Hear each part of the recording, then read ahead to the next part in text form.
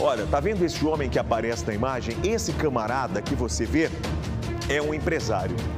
Esse empresário é do interior do estado, precisamente da cidade de Acorizal. Esse empresário da cidade de Acorizal, ele teria contratado uma adolescente, praticamente uma criança, 13 anos de idade, para trabalhar em uma loja a qual ele vende capa de celular, aparelhos celulares lá em Acorizal. Essa criança é sobrinha da ex-companheira dele, ou seja, ele é como se fosse tio da criança. E aí ela começa a trabalhar. Só que segundo a polícia e segundo relatos colhidos lá em Acorizal, a criança acabou mudando o comportamento de uns dias para cá. Um belo dia, o padrasto da criança vai passando na loja de celulares e percebeu que não tinha ninguém no caixa e resolve entrar.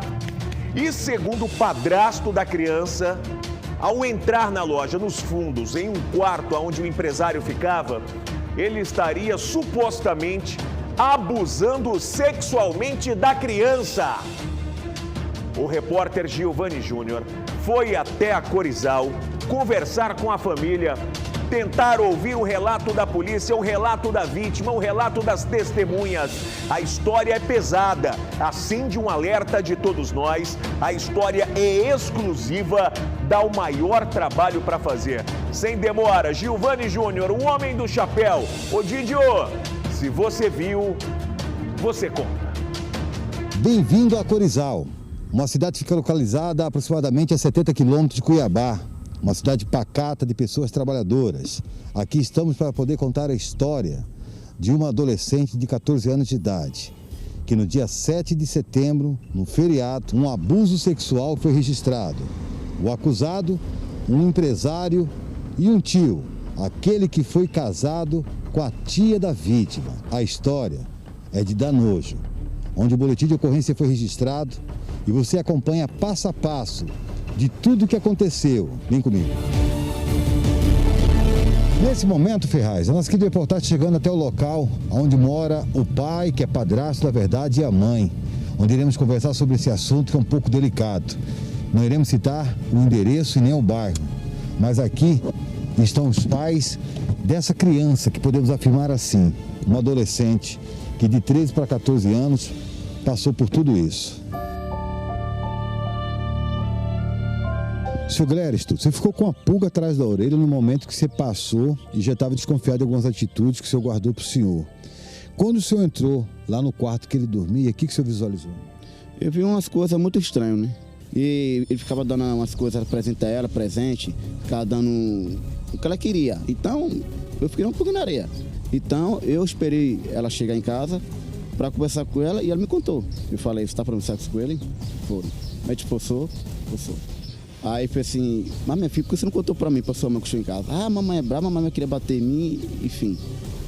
Aí eu pensei, não, isso eu não vou deixar pro acaso. Então de manhã fui o boletim de ocorrência, mamãe dela. Dona Isiane, o acusado foi casado com a sua irmã. Ele poderia ser considerado como fosse um membro da família e quando ele ofertou o emprego para a filha da senhora, seria aí o primeiro emprego para uma menor aprendiz, uma menor. Quando a senhora ficou sabendo disso, o que passou na cabeça da senhora? A senhora ficou surpreendida? Fiquei surpreendida, né? Porque eu considerava muito ele. Ele era de dentro da minha casa, comia, a gente levava comida, ficava doente, eu fazia remédio para ele, tudo. Então, eu jamais imaginava que ele teria essa capacidade de fazer isso. Então, ele queria colocar a empresa no nome da senhora, por quê?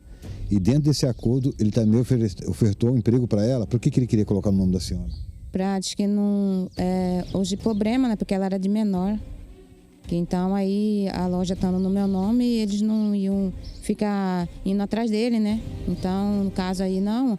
Você fala que a loja é sua, está no seu nome, sua filha está trabalhando para você. E agora, como que ficou a empresa? A empresa está lá fechada e aí tem as dívidas, né? E deixou as dívidas para mim pagar.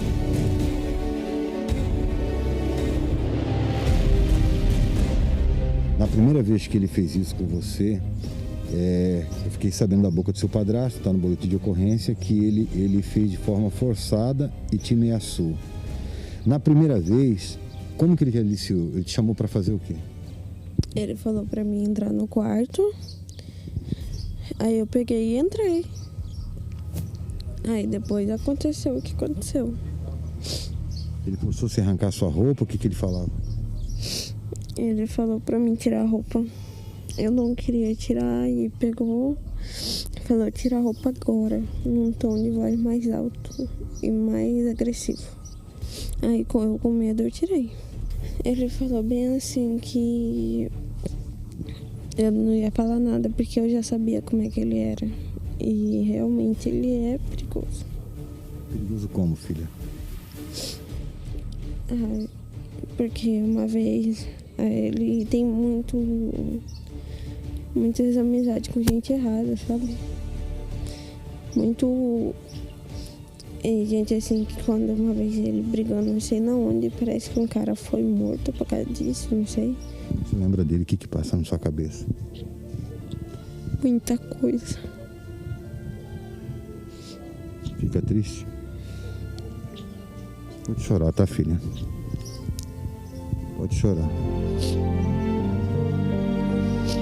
O Conselho Tutelar tomou conhecimento e, de acordo com o conselheiro responsável no município de Acorizal, todo o procedimento psicossocial será tomado de acompanhamento a esta adolescente. A partir de agora, né, Giovana, como o Conselho Tutelar já tem conhecimento, ficou sabendo através das redes sociais, do boletim de ocorrência, o Conselho Tutelar agora vai acompanhar essa família, né, com todo o apoio psicossocial à menina, adolescente, acompanhamento com psicólogo, né, prestação à família, conselho lá, ir juntamente com a família, né, prestar os esclarecimentos, perguntar para ela como que foi a via de fato, juntamente com o apoio executivo também, né, e de outros órgãos competentes também. Com imagens de Maicon Xavier, apoio técnico de Marquinhos, Giovanni Júnior. Aconteceu, tá na tela. Meu povo, isso parece comum para algumas pessoas. Algumas pessoas dizem assim, Ferraz, isso acontece muito, mas enquanto nós tratarmos uma situação como essa, como comum, nada vai mudar. Porque o cara seria companheiro da tia da criança. A menina tem 13 anos de idade, ele oferece o emprego de jovem aprendiz, segundo a família, e a criança passa a trabalhar em uma loja. Tá aqui, ó, o cara vende capa de celular, o cara vende acessórios, fones de ouvido, e essa criança passa a trabalhar. E aí o relato dessa criança é muito forte, cara. Ela diz, olha, ele me levou para o quarto, mandou que eu tirasse a roupa, e se eu contasse alguma coisa, ele faria o pior com a minha mãe, com meu pai. Olha que coisa bizarra, olha que coisa absurda. Como é que tem gente que tem uma cabeça doente dessa ponto de fazer isso com uma criança, cara? Eu fico aqui pensando, sabe? Na boa, eu fico aqui pensando. O que dizer diante de um caso desse, você me acompanhando em todo o Mato Grosso, você aqui em Cuiabá, você em Várzea Grande, você no interior, você em Rondônia, em Porto Velho. Aliás, nós estamos transmitindo ao vivo dentro de Rondônia, em Porto Velho, nesse exato momento, direto de Cuiabá para os 4 pontos de Mato Grosso e algumas cidades do Brasil. Breve, se Deus quiser, estaremos entrando em outras 3 capitais do país. E aí eu fico pensando no seguinte, como que pode, gente? Como que pode? O que dizer diante de um caso como esse? Ferraz, mas ele é inocente, você já está culpando o cara. Então, se ele é inocente, faz o seguinte, eu vou colocar aqui agora na tela o número de contato da nossa produção para oportunizar esse homem, caso ele esteja assistindo, caso alguém conheça este homem. As acusações contra ele são graves, as acusações pesam.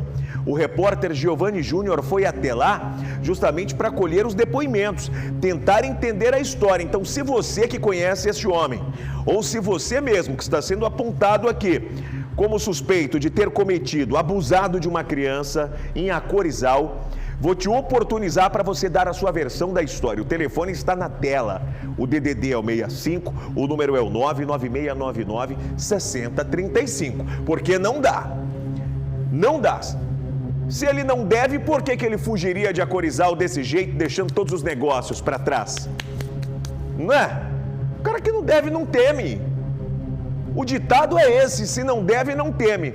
O telefone está na tela. Se você estiver me assistindo, quiser dar a sua versão da história ou a sua defesa, nós estamos agora oportunizando no programa, porque caso o abuso fique comprovado, o estupro fique comprovável, o estupro de vulnerável, pois a criança é menor de 14 anos, aí, meu querido, não queira nem saber, não queira nem ouvir o que eu vou dizer nesse programa. Pode ter certeza disso, porque a bronca do povo é a minha bronca. Mexeu com você que está em casa, mexeu com Ferraz, mexeu comigo.